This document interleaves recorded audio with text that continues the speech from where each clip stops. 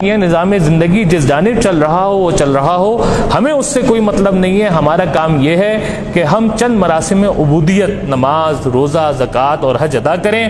باقی نظام زندگی اگر اللہ رب العالمین سے باغی لوگوں کے ہاتھ میں، تو یہ اللہ کا کام ہے کہ اپنا نظام زندگی اپنے محبوب بندوں کے ہاتھ میں دیتا ہے یا باغی لوگوں کے ہاتھ میں دیتا ہے۔ یہ وہ تصور دین ہے کہ جس کو ہم جامد تصور دین کہتے ہیں، اسٹیٹک تصور دین کہتے ہیں۔ اس کا اس نبوی مشن سے کوئی تعلق نہیں ہے جو حضور نبی کریم صلی اللہ علیہ وآلہ وسلم لے کر برپا ہوئے تھے، یا اس سے پہلے 1,24,000 انبیاء علیہ الصلوۃ والسلام لے کر برپا ہوئے تھے۔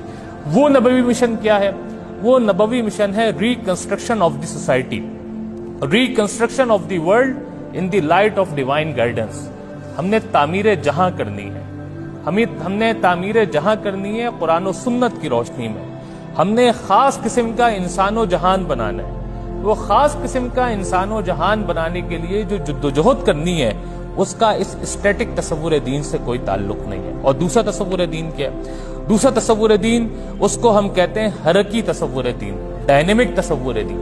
اور یہ حرکی اور ڈائنامک تصور دین ہمیں یہ سمجھاتا ہے کہ یہ دین چند مراسم عبودیت کا نام نہیں ہے، یہ ریچولز کا نام نہیں ہے، یہ complete code of conduct of the life کا نام ہے۔ یہ ہماری انفرادی زندگی سے لے کر اجتماعی زندگی تک اور پوری دنیا کے نظام کو چلانے کے لیے یہ ہمیں اس جانب متوجہ کرتا ہے کہ ہم نے اپنی اس پوری زندگی کو، اس پوری دنیا کو، اس کے نظام کو اللہ اور اس کے رسول صلی اللہ علیہ وآلہ وسلم کے بتائے ہوئے اصولوں کے تابع کرنا ہے۔ اور اس کے لیے میں نے جدوجہد کرنی ہے۔ اس کے لیے جو صلاحیتیں ہم نے اپنے اندر پیدا کرنی ہیں، ان صلاحیتوں کو ڈیولپ کرنے کی کوشش کرنی ہے۔ اور یہ حرکی تصور دین در حقیقت اقامت دین کا وہ تصور ہے کہ جو سید مودودی علیہ رحمہ نے قرآن و سنت سے ماخوذ کر کے بر صغیر میں 20ویں صدی میں پیش کیا تھا۔ اور وہ تصور دین کیا ہے کہ اس دین کو دنیا میں قائم کرنے کی جدوجہد کرنی ہے، اسے لیونگ پرنسپل اور اسے لیونگ ریالٹی بنانا ہے، اور پوری دنیاوی زندگی کو اس کے سانچے میں ڈھالنا ہے۔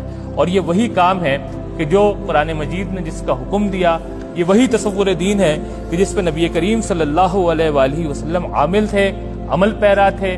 یہ وہی تصور دین ہے کہ جو صحابہ اکرام رضوان اللہ علیہ مجمعین کی زندگی سے ملتا ہے۔ یہ وہی تصور دین ہے کہ جس پر خلافت راشدہ قائم ہوئی۔ یہ وہی تصور دین ہے کہ جس نے مسلمانوں کو اس قابل بنایا کہ انہوں نے دنیا کے سامنے ایک برتر اور بہتر تہذیب یعنی سویلائزیشن کی بنیاد رکھی۔ اور یہ تصور دین ہمیں سمجھاتا ہے کہ تعلیم بھی خدائی تعلیم ہوگی، سماجیات کو بھی اسلام کے مطابق مولڈ کیا جائے گا، تفریح بھی اسلام کے احکامات کے پیش نظر ہوگی، سیاست بھی اسلام کے اصولوں کے مطابق ہوگی، بین الاقوامی امور اور معاہدے یہ سب کے سب اسلام کے مطابق کیے جائیں گے۔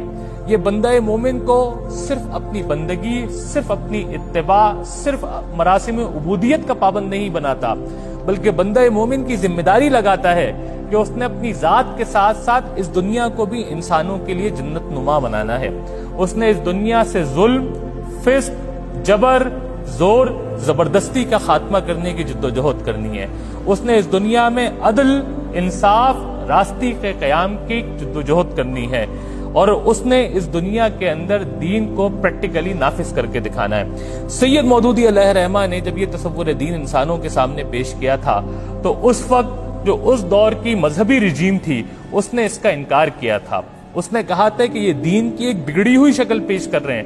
اس کی وجہ یہ ہے کہ سید مودودی علیہ رحمہ نے ایک انسان کو اس بات پر ابھارا تھا کہ دین کسی کی جاگیر نہیں ہے، آپ نے آگے بڑھنا ہے، قرآن و سنت کی بنیاد پہ اس دین کو سمجھنا ہے، اس کو اپنی ذات پر نافذ کرنا ہے، اور اس کے ذریعے سے پورے جہان کی تعمیر کرنی ہے۔